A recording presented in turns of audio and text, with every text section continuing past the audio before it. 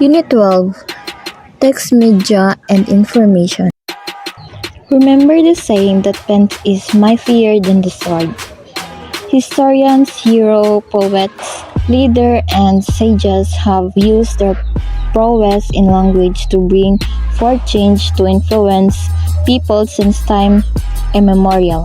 When the printing press was invented, it paved way for more people to become literate and well-informed. The messages we get from these various texts have the significant contributions on how the society has been shaped over the time. Indeed, there's an impact, whether direct or implied, behind the letter inscripted on these texts. Eventually, the literate society gave birth to some form of text media, such as newspaper, magazines, print advertisements, and the like. In this unit, we will learn about the elements and design principles of these various text media. Lesson 1. Dimensions of text in media and information.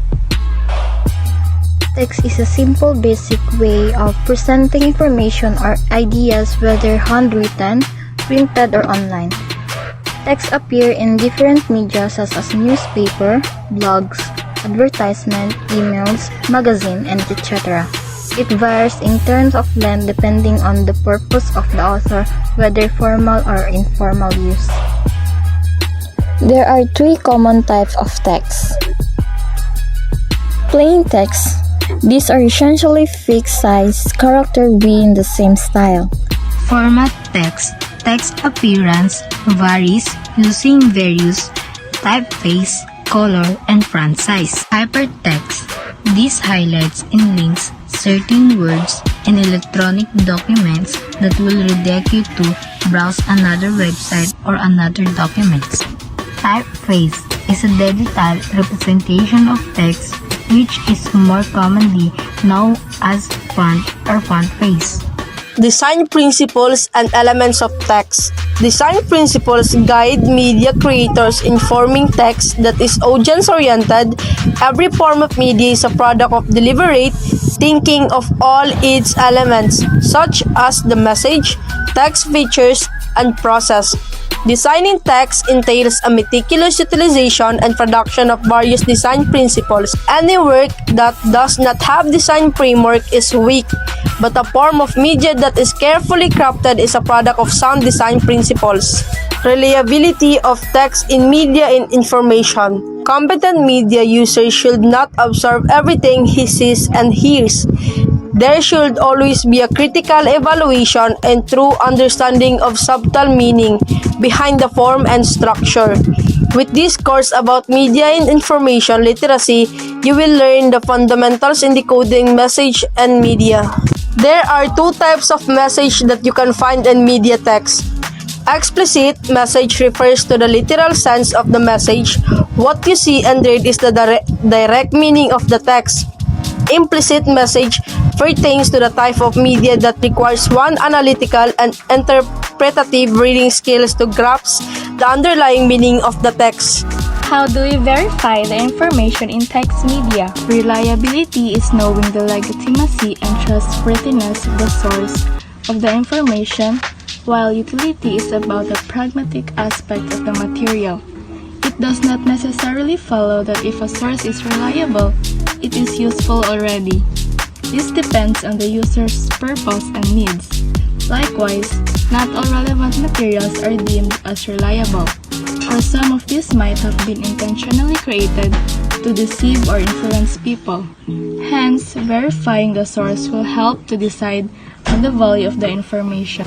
Bias is manifested in text when authors present particular beliefs or values as if they were universal and true for all. For instance, bias may be presented through selective content, slanted language, propaganda, omission of stories, and even the length and sequence of the text. There are different kinds of false information around. Before you believe or share any information you came across with, make sure it isn't one of these. Hoaxes and false news. This piece of information is designed to deceive and trick people for various reasons, such as propaganda, ideologies, popularity, profitability in others. Scams. This malignant activity has been going around for quite some time across the globe. It happens in different ways, like creating a fake identity or representing as a false, inexisting authority to lure you into their trap, which is most of the time to get your money, steal personal information, or introduce malware to your computer. There are different types of lie that you can find in media, as well as you must be cautious enough to spot this. Blatant lies. This is a conscious effort of making up stories.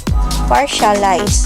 This is a combination of using existing facts to make unfounded or fallacious claims. Lies by omission. This is similar to card stuffing when you are being selective to the kind of information that you will divulge, and some will be kept from the target audience. Lesson 4.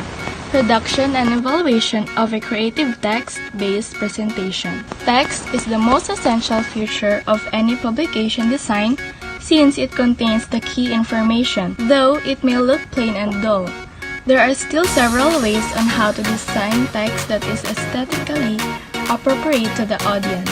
One common example of text media is a poster. It has a large notice that contains a heading, a picture, and a message. We usually use present tense for this type of text. Heading. It contains the main idea or title of the activity, notice, or reminder to the public. Features. There are illustrations or still image that reinforce the image. Message. It contains the details and other pertinent information about main topic. What are the elements that you must consider in creating a brochure? Name and logo. The name should be short and catchy. The logo must also be pleasing to the eyes. This is important since businesses are remembered and recognized by their name and logo. Brochure cover. It usually has an image aside from the plain text and formatted text. Remember, the text should live with the image. Main text. This is where the voluminous information is found, including product description, pricing, feature, and frequently asked a question. A combination of plain and format text is used on this part. Contact information. This is the most important feature since this is the direct way where your clients can reach you to avail or ask a question about your product and service.